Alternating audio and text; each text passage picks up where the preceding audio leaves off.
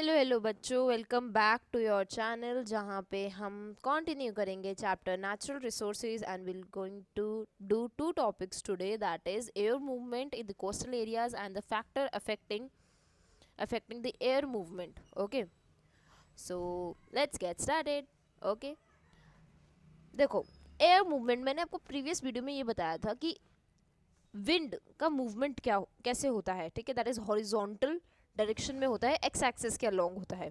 ठीक है, तो आज हम पढ़ेंगे सी ब्रीज और लैंड ब्रीज, जो कि उसके एप्लीकेशंस हैं. देखो, इस तरफ मैंने सी ब्रीज का बता रखा है, इस तरफ मैंने लैंड ब्रीज का बता रखा है, ताकि आपको इजीली कंपेयर करके भी याद हो जाए. ठीक है, इट्स अ डायग्राम. यहाँ पे क्या है, वाटर है, यहाँ पे क्या है, लैंड है. ठीक है, अब देखो, जो सी ब्रीज आप देखते हो ये आप ज़्यादातर इवनिंग टाइम पे देखते हो, जहाँ पे क्या होता है, लैंड एरिया जो होती है वहाँ पे सैंड की प्रेजेंस की वजह से और सन की हीट की वजह से जो सैंड होती है वो हीट अप हो जाती है. ओके, और सैंड जब हीट अप हो जाती है तो वहाँ पे जो एयर होती है, यानी जो सैंड के ऊपर वाली सतह पे जो एयर प्रेजेंट होती है वो क्या होती है, बहुत ज़्यादा गर्म होती है. ठीक है, और उसी वार्म एयर की रीज़न की वजह से ही लो प्रेशर जनरेट होने लग जाता है एयर के अंदर. ठीक है, जबकि वाटर के अंदर क्या होता है, ड्यू टू इवेपोरेशन प्रोसेस जो वाटर है वो कूलर होता है. ठीक है, और कूलर होता है तो हाई प्रेशर जनरेट होता है वहाँ की एयर पे. ठीक है, और हमें पता है that the movement of differences, that is pressure के डिफरेंसेस की वजह से जो मूवमेंट होता है वो डिफ्यूजन होता है. ठीक है, तो हाई प्रेशर से लो प्रेशर की तरफ हवा क्या करेगी, मूव करेगी. ठीक है, that is movement of wind will occur from high pressure to low pressure, यानी कि मूवमेंट कहाँ से होगी, पानी से लैंड की तरफ मूवमेंट होगी. ठीक है, तो इसी मूवमेंट को हम क्या कहते हैं, सी ब्रीज कहते हैं. और इसी यही रीज़न है जब आप इवनिंग के टाइम पे भी जब आप बीच पे खड़े होते हो तो आपको बहुत ही ठंडा फील होता है, in spite of having so much बहुत गर्मी होने के बाद भी आपको ये फील ही नहीं होता कि गर्मी है. ठीक है, रीज़न यही है. ठीक है, movement of air from water side to land side. Okay, this is known as sea breeze. Then comes land breeze. अब land breeze में क्या है, वही आप पूरा सीक्वेंस जब रात में फॉलो करते हो तो रात में आपको बीच के पास थोड़ी सर्दी लगती है. ऐसा क्यों, रीज़न ये है, सारा उल्टा क्राइटेरिया हो जाता है. यानी लैंड के ऊपर क्या होता है, रात में सैंड बहुत ज़्यादा ठंडी हो जाती है तो वहाँ पे एयर जो होती है वो बहुत ज़्यादा ठंडी हो जाएगी. ठीक है, जबकि वाटर के ऊपर क्या होती है, वाटर के ऊपर भी ठंडी होती है लेकिन वाटर में इतनी ठंडी नहीं होती है. ठीक है, इतनी ज़्यादा ठंडी नहीं होती है, लेकिन लैंड पे ज़्यादा ठंडी होती है. Okay, both land and water cool down, but water cool slower and land cool faster. Okay, so warm air rise ups, low pressure होता है, और कोल्ड एयर पे हाई प्रेशर होता है.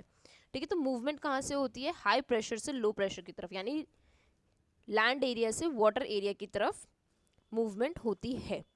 ओके, हमने क्या पढ़ा अभी तक, मैंने आपको सिर्फ दो एक एप्लीकेशन बताई है.